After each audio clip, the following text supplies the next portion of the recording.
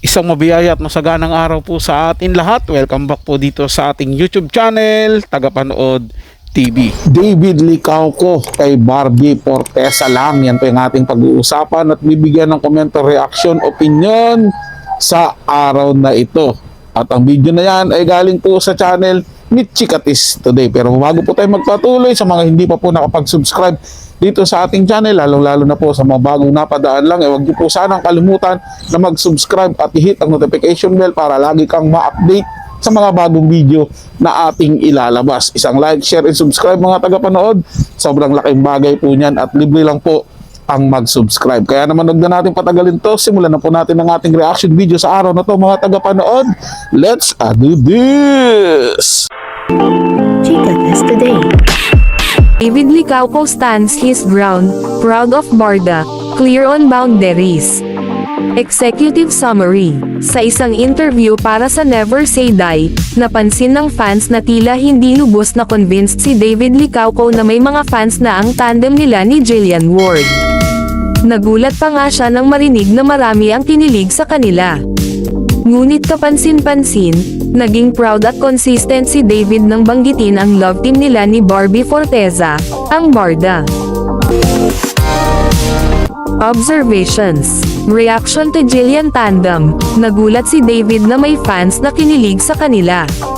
Walang spark, walang kilig-coded energy. Gusto ng tao, yung team up nyo parang grabe sa simula pa lang. Hindi pa nagsisimula yung serye, pero kita na sa mga co-emotions niya. Baka dahil kay Jillian Ward lang yun. Hindi, pareho ang kinilig sa inyo sa sinulog. Proud of Barda.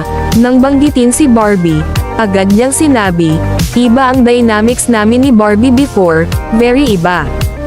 Yung dynamics namin ni Barbie before ready back Jillian. Body language decode, may lambing at spark sa mga mata niya, may ngiti kahit in passing lang ang mention kay Barbie.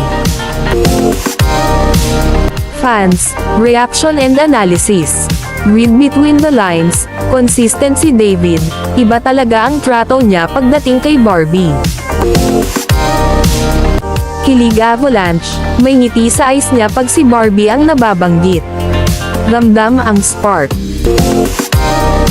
Calculated response, ang galing at talino sumagot ni David. Very calculated, hindi nagpadala. Boundary setting, kinlaro agad na walang kissing scene kay Jillian. Hindi siya nagpabuyo sa intrigerong reporter. Well, wala naman, hindi naman wala. The Barda difference. Kapag si Barbie ang topic, iba ang energy ni David. May kilig, may warmth, may natural chemistry. Hindi ito scripted, hindi ito pilit. Sa bawat sagot niya, ramdam ang consistency at authenticity ng Barda connection. Conclusion. Sa interview na ito, pinakita ni David Licauco ang kanyang maturity at professionalism. Hindi siya nagpadala sa intriga, malinaw ang boundaries, at proud siya sa Barda. Ang kanyang calculated yet warm responses ay nagsilbing resibo, iba talaga si David pagdating kay Barbie. Barda's magic remains unmatched, isang simpleng ngiti, isang spark sa mata, at ramdam ng lahat ang tunay na connection.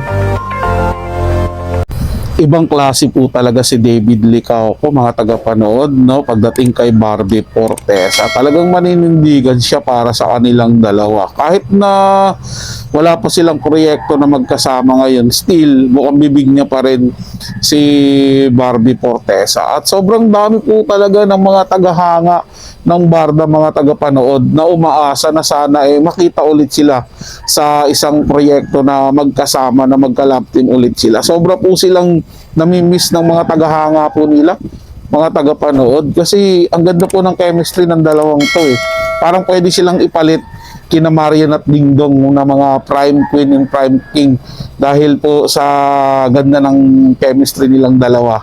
Siyempre, hindi pa naman mangyayari yan kasi may Dennis Trillo na na ano dyan na hari ng prime time kumbaga. Para sa akin lang yun kasi alam ko si Dingdong Dantes pa rin yan Pero yun nga, balik tayo kay na Barbie at David. Sana mapagbigyan ng GMA yung mga tagahanga ng Barda na pagsamahin ulit silang dalawa. Sana pagkatapos ng kanya-kanyang proyekto ni Barbie at David, kasi 'di ba si David ngayon kapareha si Jillian Ward. At marami rin naman ang umaasa na kay Jillian Ward at kay Eman Bacosa, sana yun ang pagsamahin.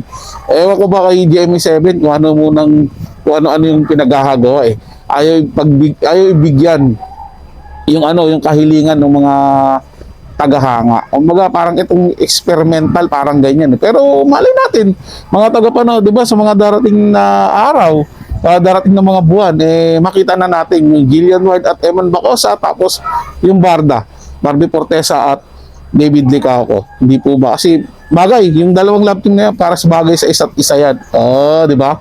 Kayo mga tagapanood, ano ang masasabi nyo kay na Barbie at David? Ganun din kila Jillian Ward at Eman Bacosa. Komento niya sa ating comment section. Pupusuan at babasahin ko yan, mga tagapanood. Sila po mga tagapanood, ito'y comment at opinion lamang, wala pong personalan. Paalam po at mabuhay po kayong lahat. Maraming salamat po sa inyong panonood.